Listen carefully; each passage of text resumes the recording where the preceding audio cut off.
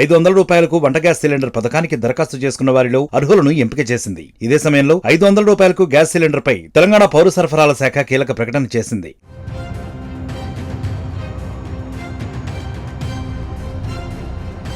తెలంగాణలో 18,86,000 మంది 500 రూపాయలకు గ్యాస్ సిలిండర్ పథకాన్ని వినియోగించుకుంటున్నారని ప్రభుత్వం తెలిపింది. ఈ పథకం కింద ఏప్రిల్ 13వ తేదీ నాటికి కొందరు రెండవ రాయితీ సిలిండర్ కూడా పొందారని వెల్లడించింది. మహాలక్ష్మి పథకం ప్రారంభించినప్పటి నుంచి ఇప్పటి వరకు మొత్తం 21,29,460 గ్యాస్ సిలిండర్లు తీసుకున్నారట.